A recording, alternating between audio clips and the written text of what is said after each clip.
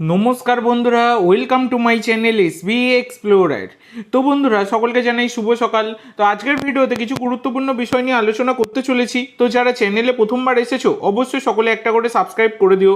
Subscribe করা সম্পূর্ণ free, তাই যারা যারা ভিডিও দেখছো একটা করে সাবস্ক্রাইব করতে কিন্তু কেউ ভুলো না। তো বন্ধুরা, প্রথমেই যে আপডেটটা দিয়ে শুরু করব, গতকাল তোমরা সকলেই জানো যে মোহনবাগান তারা কিন্তু 2-0 গোলে এগিয়ে থেকে 2-2 গোলে ড্র করেছে মুম্বাই সিটি এফসির সাথে, যেখানে কিন্তু মোহনবাগানের পারফরমেন্স একদমই জঘন্য ছিল। বিশেষ করে শুধু ডিফেন্স বলবো না, মাঝ মাঠের অবস্থাও খুবই খারাপ। যেখানে আপুইয়ার মতো একজন মিডফিল্ডার রয়েছে, সেখানেও কিন্তু ঠিকঠাকভাবে কাজ চালানো যাচ্ছে না। শুধু প্লেয়ারদের ব্যাপার নয়, কোচ মলিনার স্ট্র্যাটেজি নিয়েও কিন্তু প্রশ্ন উঠে গেছে। তো বারংবার কিন্তু মোহনবাগানের কোচ মলিনার স্ট্র্যাটেজিকে মার খাইয়ে যাচ্ছে অপোনেন্ট কোচেরা। তোমরা সকলেই দেখেছো নর্থ ইস্ট কোচ কীভাবে মলিনাকে হারিয়ে গেছে তার স্ট্র্যাটেজি দিয়ে। তো সেখানে কিন্তু মুম্বাইয়ের কোচ পিটার কারাটকি তিনিও কিন্তু তার স্ট্র্যাটেজি দিয়ে মোহনবাগানকে হারিয়ে গেছে।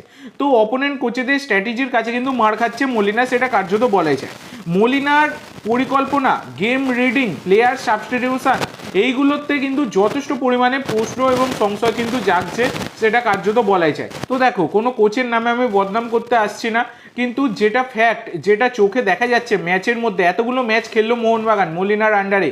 আইএসএলে তো প্রথম, এর আগে ডুরান্ডে কিন্তু দেখা গেছে। তো সেখানেও কিন্তু এইরকম সমস্যা মলিনার আন্ডারে চোখে পড়েছে, কিন্তু সেগুলো কোনোভাবেই ঠিক কিন্তু হয়নি। সে একই সমস্যা কিন্তু কন্টিনিউ হয়ে চলেছে।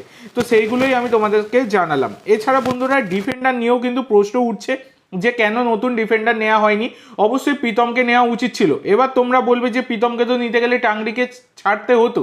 তো মলিনা টাংরিকে ইউজ করছেন কোথায়? টাংরিকে তো সেই ডুরান কাপের সেমিফাইনালে বলো বা ফাইনালে বলো, টাংরিকে মাঠেই নামাননি মলিনা। এছাড়া কালকে কিন্তু টাংরিকে নামানো যেত। টাংরিকে নামালে কিন্তু ডিফেন্সিভ পার্টটা আরেকটু সলিডিটি বাড়তো, মিডফিল্ডে আরেকটু জমাটি ভাব আসতো। সেক্ষেত্রে কিন্তু ডিফেন্স কিছুটা হলেও স্বস্তি পেত, কিন্তু সেইটাও তিনি করলেন না।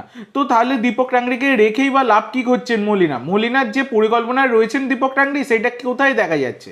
এইটাই অনেক রকম প্রশ্ন কিন্তু উঠে যাচ্ছে। তো সেক্ষেত্রে জানা নেই মলিনা কি পরিকল্পনা নিয়ে এগোচ্ছেন। সামনে এসিএল 2 রয়েছে, সেইটা আর এএফসি কাপের মতো নয় যেখানে বসুন্ধরা কিংস মাঝিয়ার মতো সোজা প্রতিপক্ষ পাবে। তো এখানে কিন্তু অবশ্যই শক্ত প্রতিপক্ষ আছে। সে তাতে এসিএল 2তে 11 কোটির দল হোক বা 100 কোটির দল হোক, সেটা বড় কথা নয়। 11 কোটির দলও কিন্তু স্ট্র্যাটেজি দিয়ে মলিনাকে মেরে দিয়ে যেতে পারে, যেটা কিন্তু দেখাই যাচ্ছে। তো আমি বারংবার বলছি, আমি কোনো কোচের নামে বদনাম করছি না, যেটা সত্যি সেটা আমি তুলে ধরার চেষ্টা করছি। এছাড়া বন্ধুরা, গতকালকের ম্যাচে দীপেন্দু বিশ্বাস তিনি কিন্তু দেখো, তিনি এখনও বিশাল বড় প্লেয়ার হয়ে যাননি, আস্তে আস্তে তিনি কিন্তু হচ্ছেন। তো গত সিজনেও আমরা দেখেছি তাকে হাবাস ভালোভাবেই তৈরি করেছিলেন।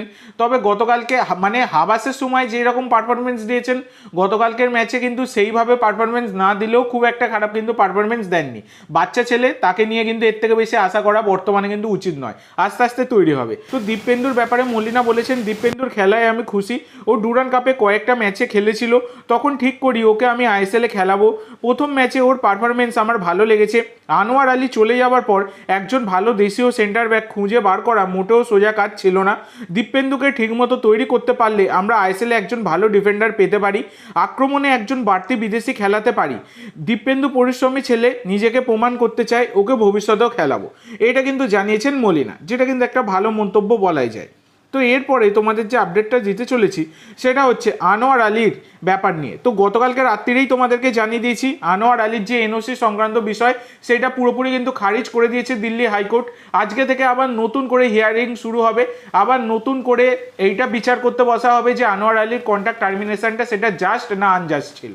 তো ব্যাপারটা হচ্ছে, দেখো, বর্তমানে যেহেতু এনওসি খারিজ করে দেওয়া হয়েছে, আনোয়ার আলী তিনি কিন্তু আবার মোহনবাগানের প্লেয়ার হয়ে গেছেন, এবং মোহনবাগান ম্যানেজমেন্টের তরফ থেকে তাকে কিন্তু চিঠিও পাঠানো হয়েছে বলে, যেটা কিন্তু তোমাদেরকে গতকালকেও জানিয়েছি, যে বড়িয়া মজুমদারও জানিয়েছেন, তাকে কিন্তু চিঠি পাঠানো হয়েছে প্র্যাকটিসে যোগদান করবার জন্য। তো এইটাই হচ্ছে ব্যাপার। তো একটা নাটক কিন্তু চলছে, সেটা কার্যত বলাই যায়। তো এবার দেখবার বিষয় এটা যে আনোয়ার আলীকে নিয়ে আজকে থেকে আবার নতুন করে কি শুনানি হয়, সেই শুনানি থেকে কি কি বেরিয়ে আসে, সেটা এখন দেখবার বিষয়। পরবর্তীকালে যে কোনো আপডেট পেলে আমি তোমাদের সাথে শেয়ার করে দেবো। দেবো।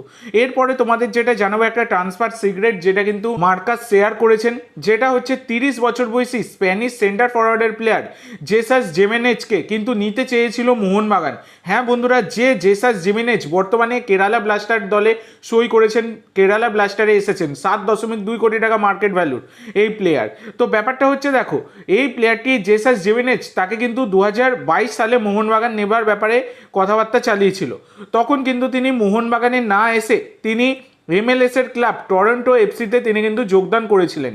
তো এই প্লেয়ারটিকে কিন্তু নিতে চেয়েছিল মোহনবাগান, বড় প্লেয়ার, বড় সাইনিং হতো তখন দাঁড়িয়ে, কিন্তু তখন আসেনি তিনি মোহনবাগানে, ভারতে তিনি আসতে চাননি, তিনি কিন্তু MLS এ যোগদান করেছিলেন। তো এটা একটা ট্রান্সফার সিক্রেট মার্কাস শেয়ার করেছেন, আমিও তোমাদের সাথে শেয়ার করে দিলাম। এরপরে তোমাদের যেটা জানাবো সেটা হচ্ছে আজকে আইএসএল এ ডবল হেডার্স রয়েছে। তো আজকে আইএসএল এর সন্ধ্যে 7:30টার সময় বেঙ্গালুরুর মুখোমুখি হচ্ছে ইস্ট বেঙ্গল। তো সেই প্লেইং 11টা তোমাদের জানাই। তো আগে বেঙ্গালুরু জানিয়ে দিই, বেঙ্গালুরু 4-3-3 ফরমেশনে দল নামাবে। গোলকিপার গুরপ্রীত, 4জন ডিফেন্ডার, রাইট ব্যাকে নিখিল, লেফট ব্যাকে রুশন, সেন্টার ব্যাকে রাহুল বেকেবা সানা এবং আলেকজান্ডার জোভানোভিচ, 3জন মিডফিল্ডার সুরেশ, পেড্রো কাপো এবং নগোয়েরা, 3জন ফরওয়ার্ডস, রাইট উইং ফরওয়ার্ডে শিবাশক্তি, লেফট উইং ফরওয়ার্ডে সুনীল, সেন্টার ফরওয়ার্ডে খেলবেন পেরেরা দিয়াজ। আর ইস্ট বেঙ্গলও কিন্তু 4-3-3 ফরমেশনেই দল নামাতে পারে। গোলকিপার গিল বা দেবজিৎ, 4জন ডিফেন্ডার রাকিব রাইট ব্যাকে, লেফট ব্যাকে মার্ক, সেন্টার ব্যাকে লালচুনুঙ্গা এবং হেক্টর, 3জন midfielder Saul Crespo, Jeakson Singh এবং মাদি তালাল, 3জন ফরওয়ার্ডস, রাইট উইং ফরওয়ার্ডে ডেভিড, লেফট উইং ফরওয়ার্ডে মহেশ, সেন্টার ফরওয়ার্ডে দিমিত্রিয়স। তো শোনা যাচ্ছে নন্দা কুমারের তার কিন্তু হালকা ইনজুরি রয়েছে, সেই কারণে আজকে তাকে ফার্স্ট 11-এ নাও রাখা হতে পারে, আবার নাও তাকে স্কোয়াডেও রাখা হতে পারে। তো এরকম একটা সম্ভাবনা রয়েছে। তো আজকের জন্য এইটুকু বন্ধুরা। ভিডিওটি ভালো লাগলে অবশ্যই লাইক করো, শেয়ার করো। আমার চ্যানেলে প্রথমবার এসে থাকলে চ্যানেলটি সাবস্ক্রাইব করো আর কমেন্ট করে জানাও ভিডিওটি কেমন লাগলো। ধন্যবাদ।